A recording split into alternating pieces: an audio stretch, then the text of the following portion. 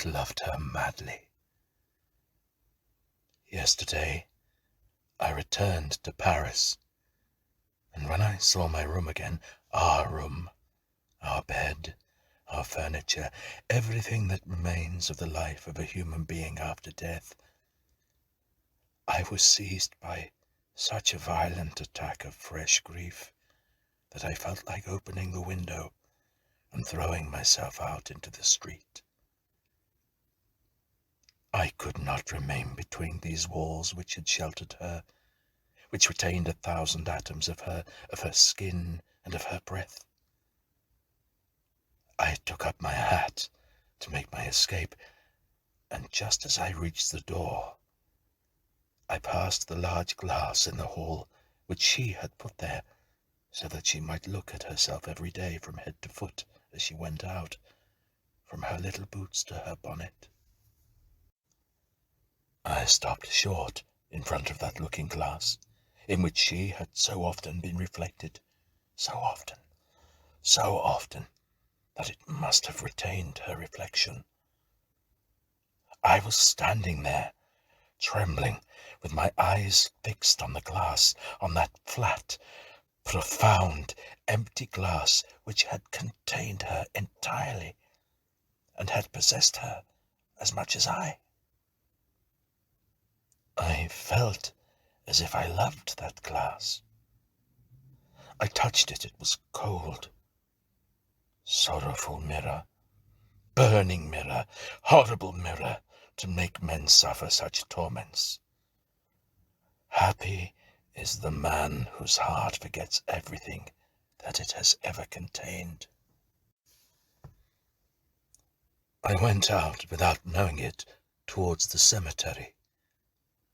I found her simple grave, a white marble cross with these few words: "She loved, was loved, and died." She is there below. I sobbed with my forehead on the ground, and I stopped there for a long time.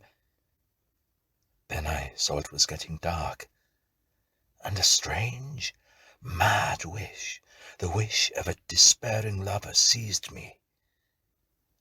I wished to pass the night in weeping on her grave. But I should be seen and driven out. How was I to manage? I was cunning, and got up and began to roam that city of the dead. I walked and walked. How small this city is in comparison with the city in which we live, and yet how much more numerous the dead are than the living. We need high houses, wide streets, and much room, and for all the generations of the dead there is scarcely anything. The earth takes them back. Adieu.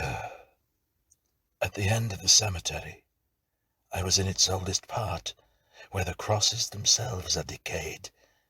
It is full of untended roses, of strong and dark cypress trees, a sad and beautiful garden.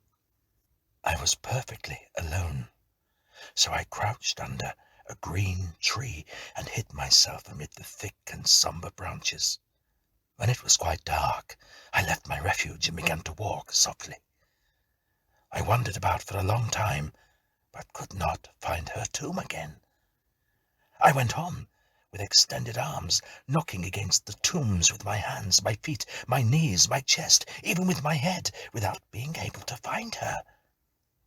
I groped about like a blind man. I felt the stones, the crosses, the iron railings, and the wreaths of faded flowers. I read the names with my fingers. I could not find her again. There was no moon. What a night! I was horribly frightened in those narrow paths between two rows of graves. I sat down on one of them, for I could not walk any longer. My knees were so weak. I could hear my heart beat, and I heard something else as well. What? A confused, nameless noise. Was the noise in my head? in the impenetrable night, or beneath the mysterious earth. I looked all around me. I was paralyzed with terror, cold with fright, ready to shout out, ready to die. Suddenly, it seemed to me that the slab of marble on which I was sitting was moving, as if it were being raised. With a bound, I sprang onto the neighboring tomb, and I distinctly saw the stone which I had just quitted rise upright. Then the dead person appeared, pushing the stone back with its bent back. I saw it quite clearly, although the night was so dark. On the cross I could read, "Here lies Jacques Olivant, who died at the age of 51. He loved his family, was kind and honourable, and died in the grace of the Lord." The dead man also read what was inscribed on the tombstone. Then he picked up a stone off the path, a little pointed stone, and began to scrape at the letters carefully.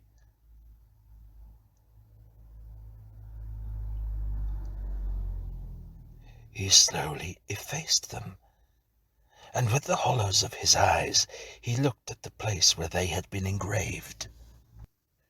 Then, with the tip of the bone that had been his forefinger, he wrote in luminous letters, "Here reposes Jacques Olivant, who died at the age of 51. He hastened his father's death by his unkindness, as he wished to inherit his fortune. He tortured his wife, tormented his children, deceived his neighbors, robbed everyone he could, and died wretched." When he had finished writing, the dead man stood motionless, looking at his work. On turning around, I saw that all the graves were open, and all the dead had emerged, and that all had effaced the lines inscribed on their gravestones by their relations, substituting the truth instead. And I saw that all had been tormentors of their neighbors, malicious, dishonest hypocrites, liars, rogues, that they had stolen, deceived, performed every disgraceful, every abominable action. These good fathers, these faithful wives, these devoted sons and chaste daughters, these honest tradesmen, they were all writing at the same time on the threshold of their eternal abode.